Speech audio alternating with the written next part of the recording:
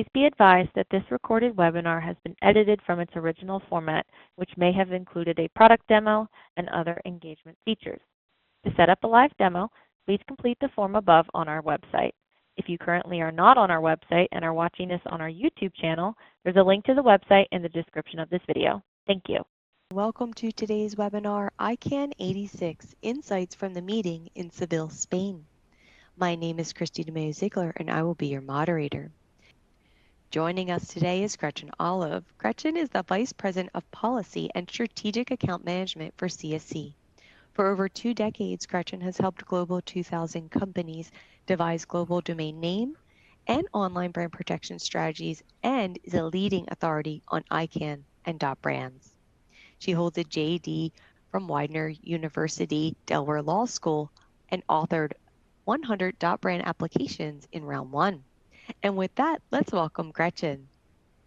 Thanks, Christy, and thank you everybody for joining us today. I know it's always busy time, so I appreciate the time that people can spend with us.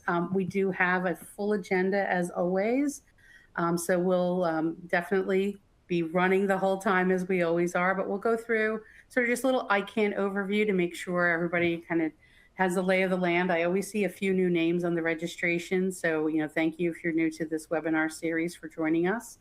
We will talk about the in progress, I should say now, round 2 of ICANN's new gTLD program. We'll also talk about some policy updates related to WHOIS, the evergreen topic of DNS abuse, and then we'll also talk about the GAC communique that comes out after every ICANN meeting. So let's move on. The ICANN has 3 public meetings a year. So we're here at the kind of the second public meeting of the year. It usually happens in the June timeframe. It's called the Policy Forum. It's a little bit shorter in format, and it's really that kind of like working meeting. There's not a lot of like extra sessions around like topics of interest and things like that. It's really about getting a lot of the different kind of working groups together to do their work in person. And so that's really what happens at the Policy Forum. So this is ICANN, sort of like an organizational chart to kind of orientate everybody to the different kind of groups we'll talk about during this this webinar. So, ICANN is made up of the kind of the ICANN community. When you say the ICANN community, that's kind of a very broad group. There's definitely ICANN org, which that's like the president, the CEO, their staff, that type of thing. There's also the ICANN board. And then there's all these different supporting organizations and advisory committees that are really volunteers that make up sort of the ICANN community. And we focus a lot of our discussion on work that's going on in the kind of the biggest blue box in the center there, the GNSO, the Generic Name Supporting Organization. That's where you find registries, registrars, ISPs, intellectual property holders, business users. That's where you're going to find, a lot of people who are, working on the internet day in and day out. Then we'll also talk about a group that's kind of the dark gray box all the way on the bottom right side, called the Governmental Advisory Committee. That is a group made up of representatives from different governments, typically telecom ministries, that come to ICANN and follow ICANN and are part of the ICANN community, and really an advisory committee to the ICANN board regarding sort of the policies that are starting to bubble up. ICANN is a bottom-up policy, a consensus policy-driven organization. So a lot of the policy work is kind of done at the grassroots level, and that kind of bubbles up for ICANN board approval. And along the way, the Governmental Advisory Committee is following that and at appropriate times giving the ICANN board advice and their opinions on whether or not there are public policy issues that need to be considered, or whether what's been considered is maybe in contravention of public policy that as they see it. So it's always an interesting conversation. But this is kind of the ICANN community, and we'll use the acronym GNSO and GAC for Governmental Advisory Committee during the course of the webinar. Okay. So we're going to start with round 2 of the new gTLD program. Many of you may know that ICANN did this once before, back in 2012. They had what was called round one of the new gTLD program.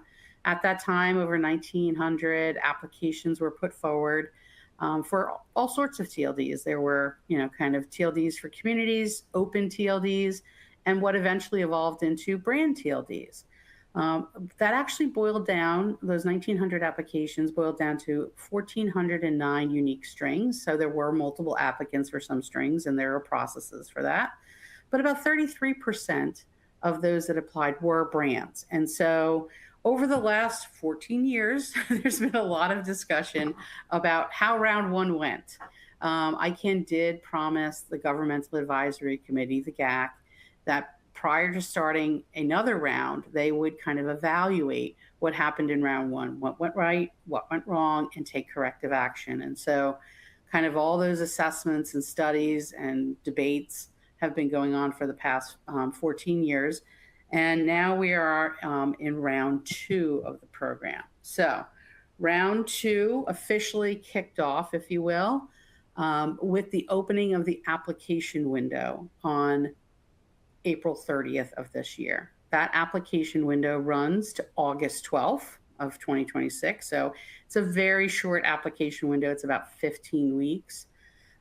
So now is the time that, entities are putting forward their applications. This time there is a formal kind of category of application of .brand, but you'll see all the other types, open TLDs, community TLDs, IDNs, geographic TLDs. Last time in 2012, we had, a lot of cities come forward like .NYC or .Paris or .Berlin. So everybody's working on their applications now and putting those into the ICANN system that will close on August 12th. It's not, it costs a bit more than registering a domain name. You're actually, registering to own and operate a TLD, so to become a registry, and that's at a cost of $227,000. And then there's some specialized evaluations. .brand is one of those specialized evaluations that have additional fees, and .brand's kind of specialized evaluation fee is $500. So ICANN has been working on this for quite some time. It's really been the last 2 years where they've really been driving towards this specific date. They've kind of gotten over the last, particularly like 16, 18 months, got kind of out of the policy side of things and really into the mechanics of things. And this is just kind of a quick screenshot of kind of their project planning for that. So just to, I mentioned already the different types of applications, and I'm going to share over the next kind of few slides. These are actual slides that ICANN presented during the Seville meeting in Spain. And so just to give you a sense, I think they're actually really well laid out and kind of give you a lot of good information in one slide. So wanted to include those. But, these are the official types this time. And so this is what we should be expecting.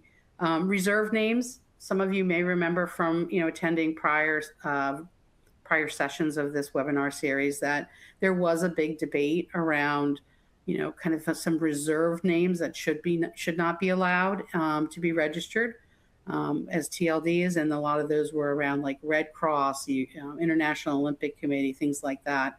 So that's that sort of reserved names group where those are they can't be registered, but for those folks. So that's what we have going on right now. We are waiting for right now while the window is open. Kind of no one knows what's going on, right? People are applying. They're putting forward their applications in an ICANN system, which is called the TAM system. And on August 12th, that window will close. And for those of you out there saying, well, we're not applying for a .brand, so, doesn't matter much to me. I would say, wait a second. You want to think about this just a little bit differently. So when the application window closes, it will be quiet for about 2 months. So it won't be until sometime around mid-October, we don't have the exact date, that ICANN will do what's called Reveal Day, where they will publish the list of strings that have been applied for and who has applied for them. That's an important day to start paying attention as a brand owner.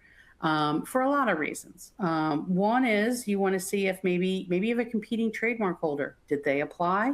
So you want to know that. You also want to know if maybe some third party, maybe you're a brand, maybe there's some third party who tried to apply for your brand. It's unlikely, if you're a very well-known trademark holder, it's unlikely they're going to try to pull a fast one, because the risk is they could lose their $227,000. But there is an opportunity that if you see an application there that you feel like is infringing on your legal rights, we'll talk a little bit in a little bit about, there is something called a legal rights objection. So it's really important, one, from a kind of trademark defense purpose, to kind of look at that list and kind of be aware of what's going on. The other thing is you'll see all the open TLDs and all the other TLDs that are being applied for, and sort of like where there may be multiple applications, et cetera. So it starts to help you, you want to look at it because you want to start thinking about, are any of these TLDs ones that, I might be interested in when they go live. So just kind of understanding what's out there is always very helpful. I know, as I talk to brand owners, everybody groans when we talk about, there's going to be more TLDs, and I completely understand. But it doesn't mean ignorance is bliss. So I just, on reveal day is really the time to start paying attention. What will happen this time that's a little different than back in 2012? Back in 2012, whatever string you applied for. That was it. There was no way to change it kind of as you move forward into the application process. This round, there is a chance, there is a way to kind of change your string after that list is published. So there's 2 times that strings can change. The first time is if someone puts in their application a replacement string, and they see when those strings are published, maybe there's someone else who's applied for the same string, and they'd like to maybe change their string to their replacement string to avoid contention, because there's a lot of processes that goes with that and potential costs, and they could wind up in an auction. And maybe the applicant will decide, what, I'm going to go with my replacement string instead. So that's something that happens very quickly after they have to kind of put forward that they want to move to their replacement string. Very quickly after that kind of reveal day, they basically have 14 days to make that decision. But then after that, there will be sort of like a day where they publish sort of the final string list. So it's called string confirmation day. So, anybody who may be replaced to one of their change their string to their replacement string, you would see that change then. The other opportunity to change your string is specific to brand owners. So, again, there may be competing trademark holders who both apply. So 2 deltas, let's use that example. If 2 deltas apply and they see that on reveal day, there's an opportunity to get out of, for brand owners to decide they want to get out of contention. They can do something called a brand string change request that would enable them to basically keep their string, but then pull in a word from their goods and services description from the supporting trademark for the application and append that to the end of their string. So I'll use the example Delta Airlines. That the word airlines would likely be in the goods and services description of Delta Airlines, trademark goods and services description. So that gives you an example of what will be there and what their opportunities are. But basically, string replacement day or string confirmation day will kind of let you know where people stand on that. So once that happens, that kind of, you kind of see a bunch of things happening here, but I'll kind of distill it down. That then sort of kicks off a lot of different processes. There's, some initial evaluations of the strings that are done. There are something called, prioritization. There's contention sets that are formed. And then there's different parts of the evaluation process that will get underway, likely into 2027, maybe very, very end of 2026, but likely into 2027.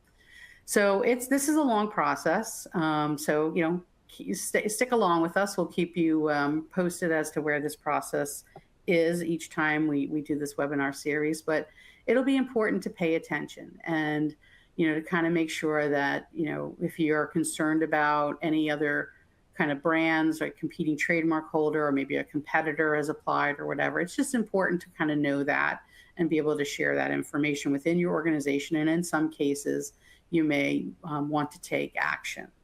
So let's talk about some of this kind of next phases of this.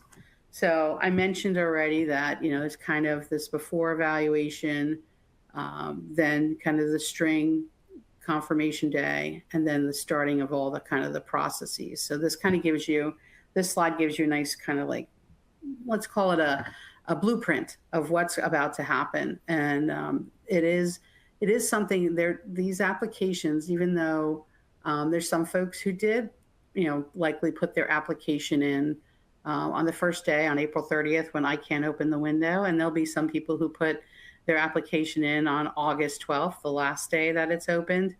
The time at which they apply doesn't much matter in terms of like the order of evaluation. It really is about sort of, are they going to get caught up in some of the like contention processes or other reviews, or will they be able to kind of participate in the prioritization draw and have a high number or a low number pulled in that draw? So depending on how many applications, that will kind of tell us how long, about how this process will go. We have no visibility why this window is open in terms of like how many applications have been applied, have been submitted so far. So it is a complete kind of like black box right now. There's really no way to know how much is going in, who's going in. We won't know that. We'll get our first glimpse, if you will, in mid-October with Reveal Day. Now, as I mentioned, there are opportunities to object. And again, apologies, this is ICANN slide. The little person is covering part of the top corner there, but there's different types of objection grounds. And so you have string string confusion, legal rights, limited public interest, and community. Probably the one that most people are going to, on this webinar series, should kind of focus on is legal rights. Again, looking to see if the applied for string is infringing on your legal rights. And so you can find the rules for the legal rights objection and sort of all the criteria as part of ICANN's applicant guidebook. So that is the book, the document. It's about 450 pages long.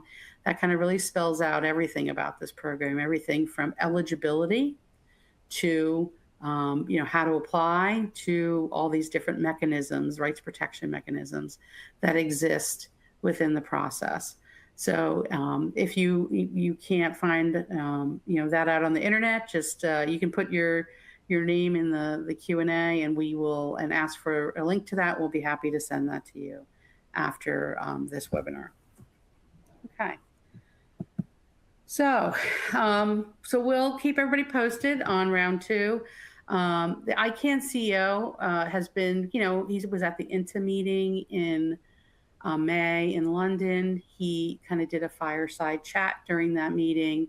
He expressed that he feels like this is going to be a very big kind of like we call it brand round, where he was expecting a lot of brand applications, but I don't know. I mean, I think I certainly talk to people every day, and I'm working on a lot of applications, but we'll see what actually happens, whether there will be, more, kind of open TLDs again, or it will be more brands this time. It'll be interesting to see.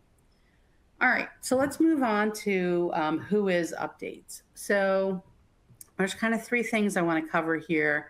One, we're going to talk about kind of where we are in what's called the EPDP, or the Extended Policy Development Process, Phase 2, because we all know that ICANN loves to have phases to all the PDPs because they're usually trying to deal with a big issue that needs to be broken down into sort of smaller parts. We'll also talk about urgent requests for disclosure of registration data, and then who is data accuracy.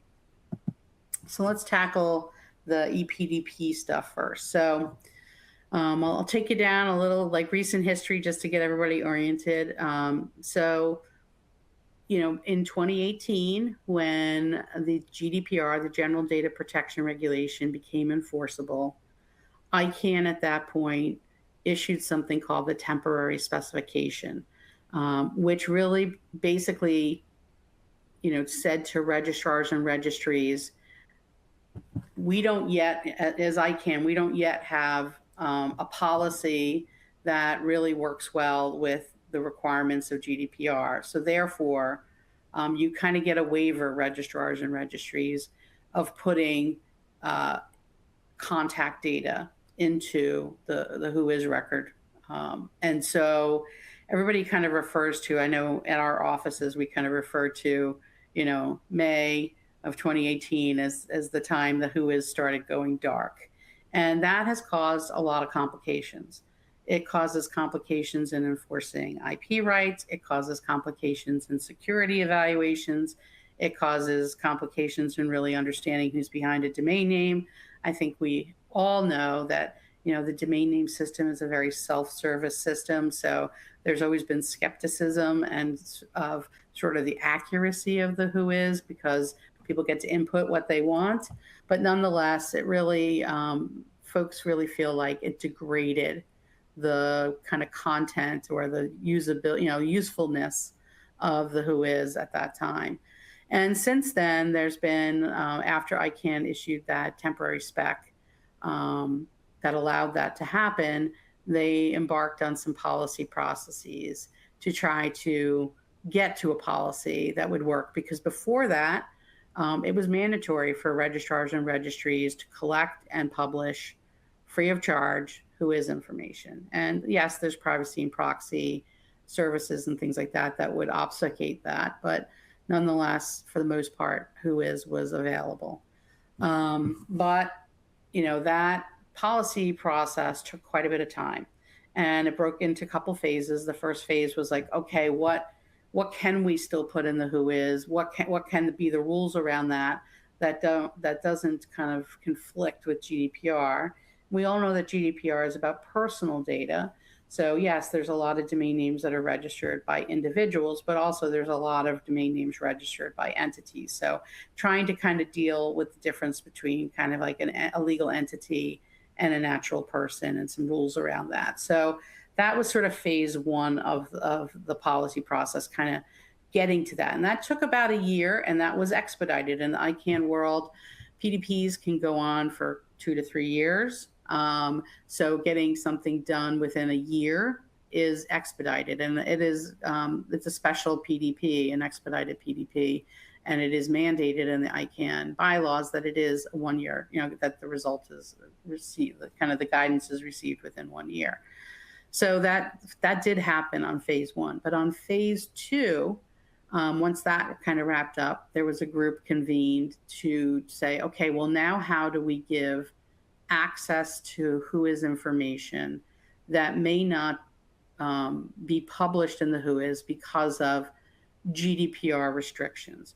Are there kind of times where there are legitimate interests that information should be published? Is there times where law enforcement needs it, security researchers need it, IP holders need it?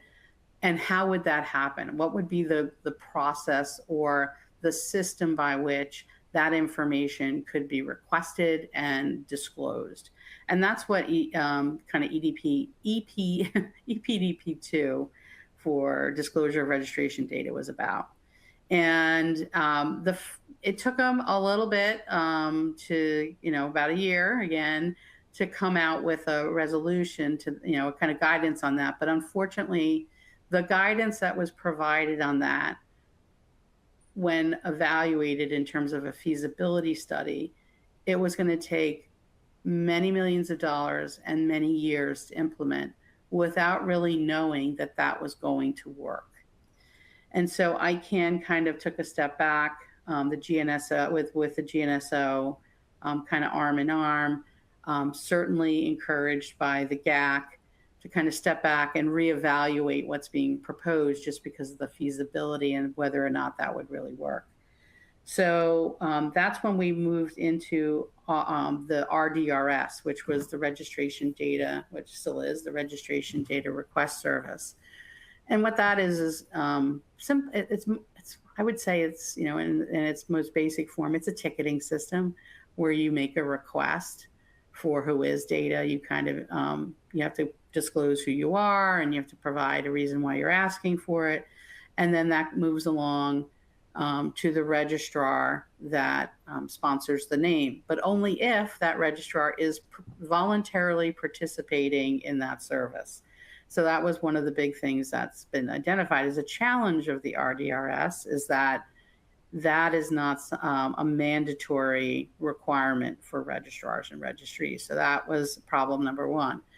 Number two, you know, that system is only good for gTLDs. So people were entering ccTLD requests, but that's not something covered by the RDRS.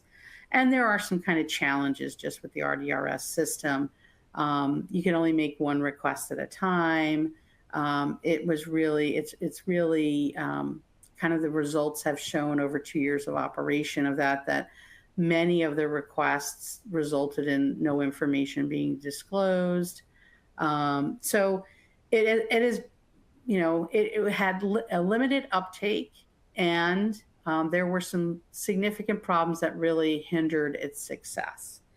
And so it was decided, this is when we get finally to more current history, and that's the thing with ICANN, things take a little while. So we've been working on this issue since 2018, and here we are in 2026. But back at the ICANN meeting in Dublin last year, it was decided the RDRS was only supposed to be a 2-year pilot. It was sort of a, kind of think of it as a quick and dirty system to see what data we could collect. We could get better sense of what the demand was, what the requests were, what the sort of success rate was, things like that. And, you know, while all that information was reviewed, it was determined that while not a huge success, there were some things, like I mentioned, that really hindered its success. And the fact is that, you know, is it something that, does that mean that just because that wasn't as successful as everybody had hoped, that we should automatically revert back to the initial system that was initially kind of proposed, which was often called SAD, but that stands for Standardized System for Access, Disclosure of Registration Data, so SAD.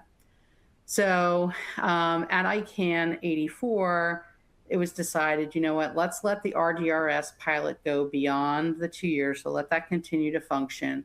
And we're going to, and basically the ICANN board kicked it back to the GNSO and said, okay, we need to kind of regroup here and figure out, is there anything we've learned here that maybe we could either take the kind of the learnings from the RDRS and improve SAD so that it is feasible, or what?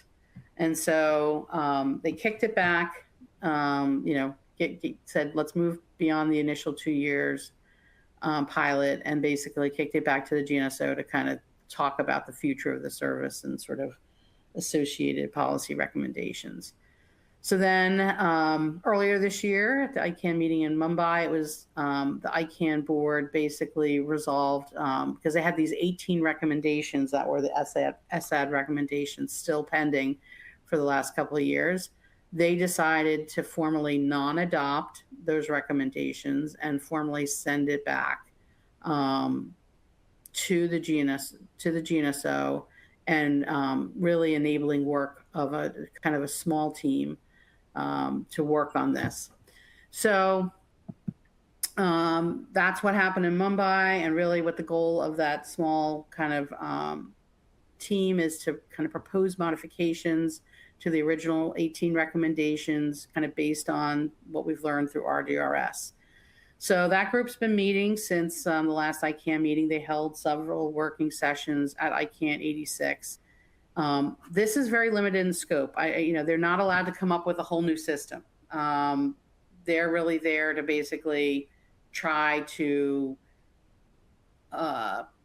amend or tweak what is there now to move this issue forward. So that, this is not a completely new PDP. It's on a pretty short leash. We're watching this really closely, but, access to WHOIS data continues to be, an issue. I often tell people when I went to my very first ICANN meeting back in 2020, WHOIS was the issue. And here we are, not 2020, sorry, 2002. Here we are still 24 years later, looking at this. So it's kind of a little mind-boggling that we haven't figured this out yet. But certainly GDPR did add a wrinkle to things. So that work continues, and we'll continue to keep you updated on the progress there. There's also kind of an issue that it's actually part of the RDRS, or the existing kind of like ticketing system for WHOIS disclosure. There are requests that many, that are urgent. An urgent request is sort of a high priority request for that domain data. And these are for kind of emergency situations where there's either immediate risk or will require, a swift response from domain registrars or registrars. You're really looking at like imminent harm, and not like financial harm, I guess, like imminent personal harm. And really, trying to deal with a lot of the requests, honestly, made by law enforcement. While again, WHOIS has not always been wholly reliable as accurate, it is something that law enforcement does use in their work. And so being able to provide, information for things like imminent threat to life or serious bodily injury, threats to critical infrastructure, or kind of circumstances involving child exploitation. It's important that those requests don't just sort of sit and languish and like people get to them when they get to them. They need to be actioned quickly. And those urgent requests shouldn't only apply to registrars and registries that participate in the RDRS. There should be kind of a process and a standard to kind of deal with those requests, even outside that system, even if you're not participating in that system. So that's what this discussion has been around. And it is something that, there's been a lot of kind of like wrangling about over the last few meetings, largely because, of course, law enforcement wants information ASAP, within 24 hours. Or less, but within an hour, within a couple of hours. They want it just as quick as possible, because it can be the difference between life or death, or a really significant kind of a breach of critical infrastructure or harm to a child. And so they've really been wrangling over this, because registrars particularly struggle with how could they respond that quickly. Like, the registrars are all over the world. They're of different sizes and sophistication. Some teams are very small. They're often not legally trained.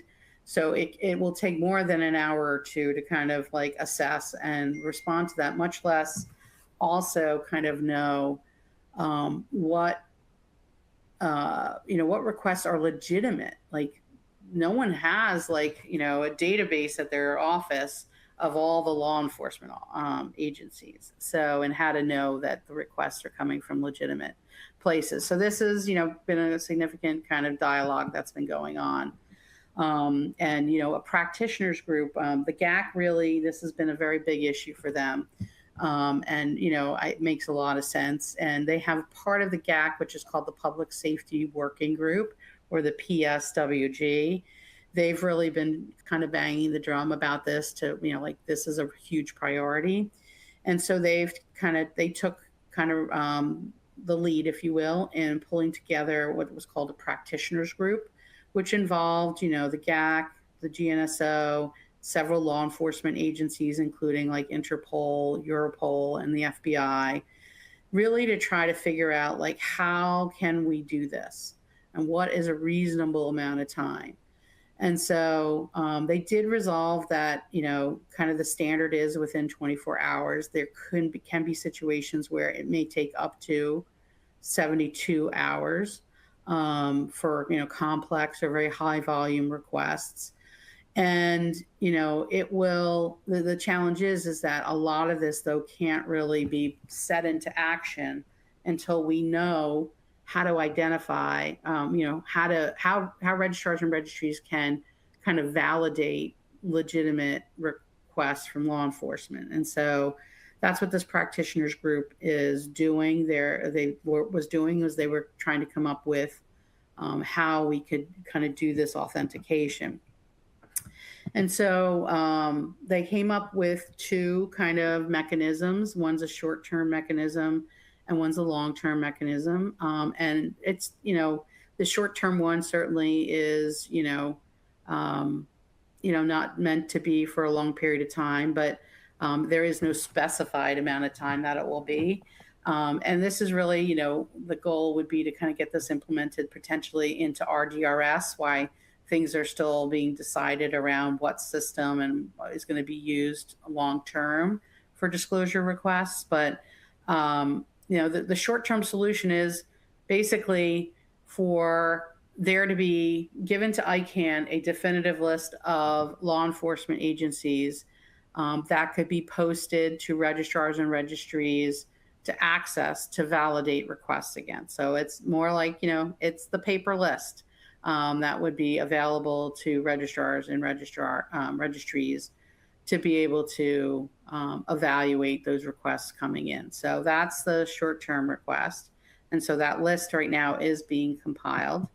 And then the more long-term kind of proposal is having some type of integration where those law enforcement agencies actually kind of interface with an ICANN system that registries and registrars would have access to and could validate through some automated system. So that's what's going on, short-term, long-term proposal here. But kind of agreement has been made on the kind of the time frames, and that has now been pushed out to registrars and registries. And now we're just waiting for kind of this list, the short-term solution right now to kind of go live, and then these things will kind of move into action. But that's what's kind of happening with urgent requests. I think it's an important issue to kind of be aware of. Hopefully none of us have to make that, have to work with law enforcement to make those requests, but I think it's important to be aware that that's a mechanism that's kind of going to be in play here. Now let's move to who is accuracy. So again, I mentioned earlier, like when I very, very long time ago started going to kind of ICANN meetings, who is accuracy was a big issue. It still is. It's a very, very big issue, kind of championed by the GAC. They have, for as long as I can remember now, like the past 10 years at least, really been pushing ICANN in a lot of ways to kind of understand like how to understand really how accurate current who is, and then secondly, how to make it better. So there's been this GNSO small team that's kind of reviewed some threshold questions, and kind of like recommendations about who is accuracy. And so it's things like, shorting the current 15-day limit for registrars to validate registration data, kind of provide some additional education, indicate whether domains actually get suspended due to data accuracy violations. There is language in current contracts with registries and registrars that do allow for the deletion, but you often don't see it. And really, as this issue has continued to drum along, at the last ICANN meeting, really the GAC in their communique, which is a document they put out shortly after the ICANN meeting, which summarizes kind of what they did while at the meeting, kind of the meetings they engaged in, the topics they kind of explored. And then it also kind of outlines things like issues of importance to the GAC with some further kind of rationale and kind of description, as well as if they have any formal advice for the ICANN board. And so in their ICANN 85 communique earlier this year, they really kind of expressed strong interest in, like, they just feel like this keeps on spinning, keeps on bouncing between all these different working groups. We kind of make a little bit of progress, but it never really seems done. And they feel like we're still not to the resolution. And I would not disagree with them. And so they basically have come back to the ICANN board and said, you know what? We want to, again, directly engage with you, the ICANN board, and the contracted parties, which are the registries and registrars, to really discuss this 15-day requirement for registrars to validate and verify registrant contact information. And so what that means is when you register a domain name using a registrant for the first time, there's an current obligation of registrars to have 15 days to kind of validate that that's accurate information. And, you can validate the address, you can make the call, test the phone number, things like that. And they just feel like that's way too long. And so, again, they want to directly engage here. And so, just before this ICANN meeting, the GAC chair themselves requested to kind of reconvene this sort of trilateral kind of, meeting. I won't go as far as calling it a working group, but sort of like, meeting, forum, let's call it that, between the GAC and the GNSO to really help talk about this in the context of mitigating abuse. I think in the past, a lot of people have seen this, who is issue championed by the GAC is sort of, nice to have in some ways, but like, hey, everybody knows the system's self-service, so it is what it is. But now with all the issues around DNS abuse, I think the context is different. And, verification of registrant contact data in that context, I think, is a very compelling topic. And I think it does get people's attention and kind of does get people thinking about it a bit more seriously, because it can be part of the piece of the puzzle in trying to deal with DNS abuse. So that takes us to the topic of DNS abuse, which has been a topic at every ICANN meeting now for probably the last, say going on 4 years. And it's been a topic where certainly it's not only ICANN that's responsible to kind of solve DNS abuse, but ICANN has a role and the ICANN community has a role. In fact, all of us have a role in, mitigating DNS abuse. So anyway, just to, give a little bit of more recent history here, in August of 25, the GNSO Council kind of requested an issue report on DNS abuse, and they kind of initially had 3 priority topics, and that kind of got scoped down to 2 topics. And one is the kind of the preliminary issue report kind of identified access to an API addressing the misuse of kind of ungated batch or API tools that enable those sort of large scale malicious registrations. So many of you may know, the bad guys are not a bunch of kids sitting in a garage. They're sophisticated. In some cases, they're state actors, and they have very sophisticated technology, and they know how to connect APIs to registration systems of various registrars that they do business with. And they are requesting using, AI and APIs. So APIs is sort of like an automated connection, think of it that way, and to do high volume requests and registrations. And so, back in the day, we're dealing with people who are, one by one registering domain names, but now we're in situations where there are huge high volume batches of domain name registrations flooding the systems basically, and, activated very, very quickly. So that's one issue. And then the other issue that has been identified as sort of high priority here is associated domain checks. What that means is a couple of years ago, there were DNS abuse provisions put in ICANN registrar and registry contracts. And, you can report DNS abuse to a registrar. Their abuse contact is in the WHOIS record, and you can contact them at that address and basically make a DNS abuse complaint. And registrars are required to kind of go and then kind of do some investigation. They're not the FBI, or they're not Interpol or Europol, but they're required to kind of go and like look at things. The thing is that it's usually a specific name that is being requested, like basically saying this specific name is causing some DNS abuse. And what we find, and I think what we know, is that oftentimes the people who register, the person or group or entity that registered that one name may actually also have many, many other names with that registrar.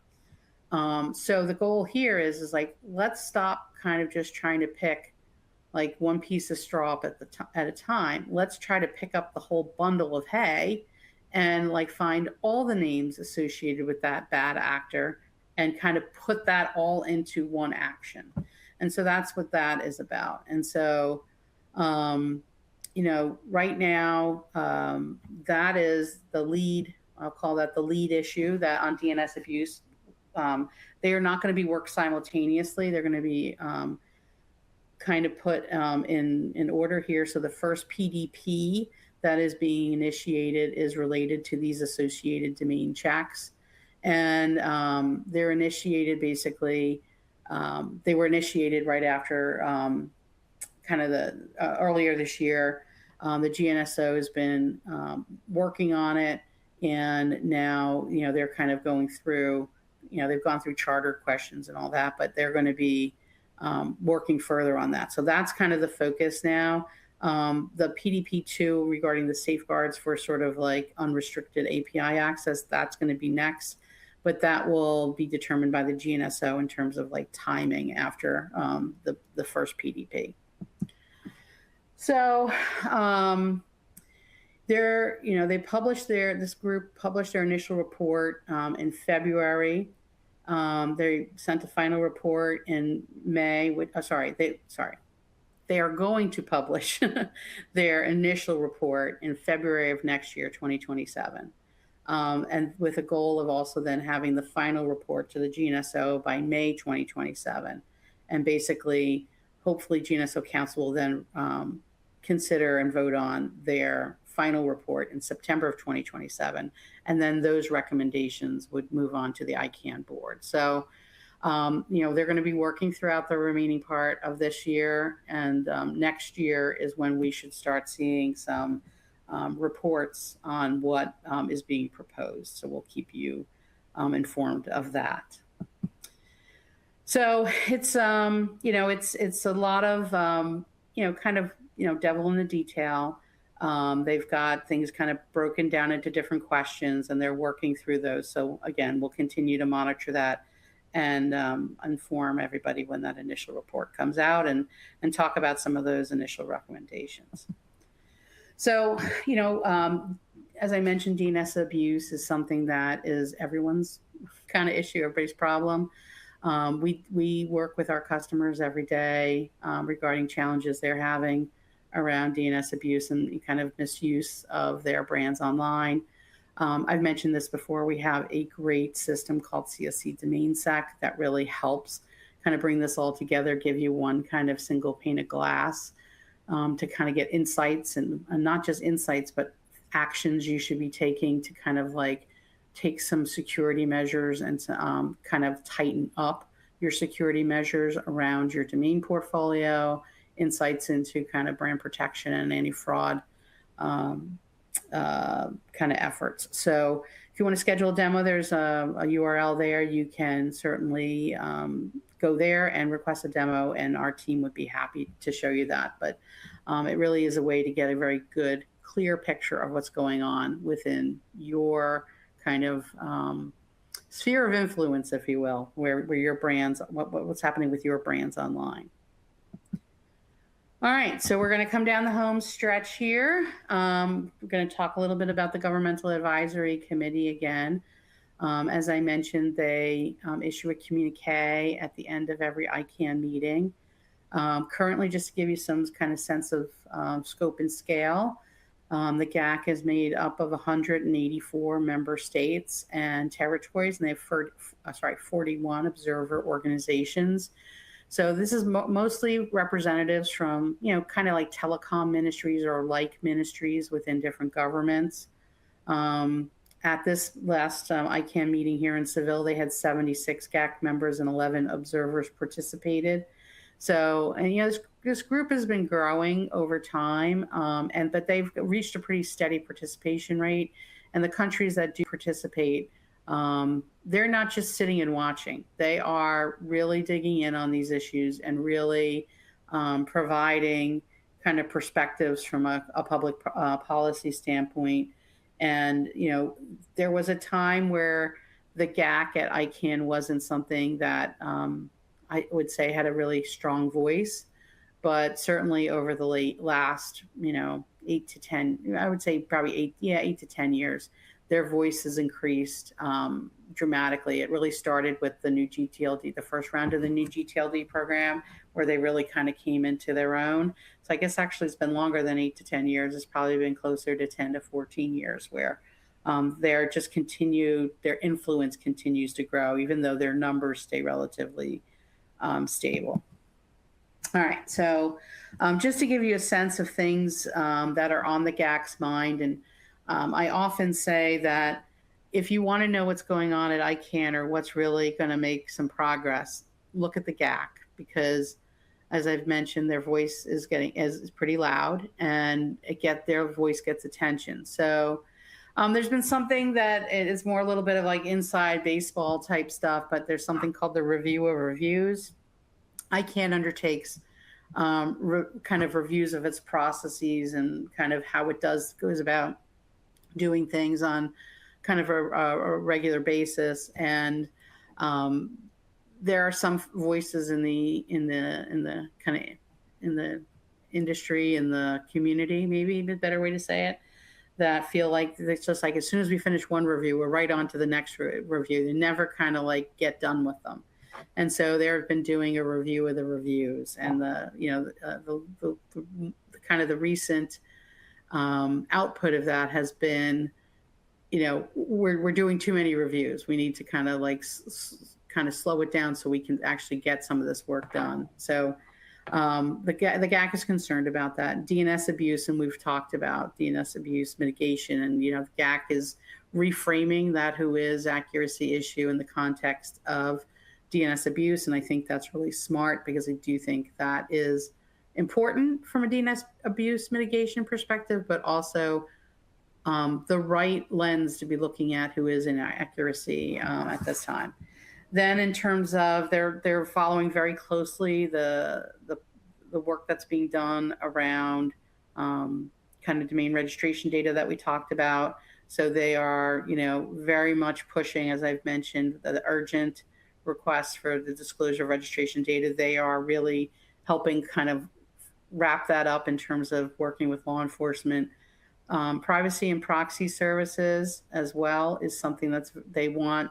ICANN had policy development done on that, and it was in implementation, and then it got stopped when GDPR became enforceable, and they kind of put it on the back burner. And it's only recently that's now been dragged back out, and work now being done to kind of like figure out what needs to be adjusted given the kind of new landscape we live in, so that we can actually implement some governance and some compliance over privacy and proxy services. Because I know as brand holders, that's a very big issue, like getting behind those privacy and proxy services to understand who's behind the names, or getting some kind of response is very difficult. It often takes filing a UDRP to get behind those privacy and proxy services, and that is a very expensive way of doing that. So the GAC is very much behind, like, ICANN needs to move on with the implementation of the policy that was drafted prior to GDPR becoming enforceable, and then the WHOIS accuracy stuff. They also have a lot to say around ICANN as part of the kind of round 2 new gTLD program.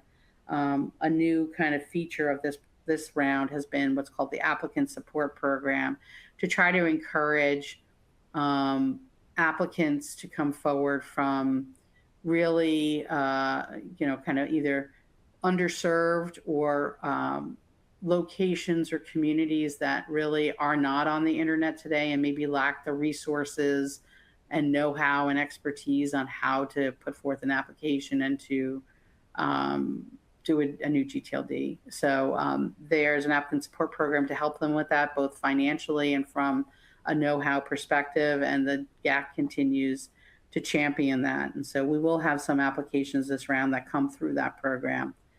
And then there's some work being done around preserving universal connectivity for and addressing for DNS blocking. It's more of a technical thing there.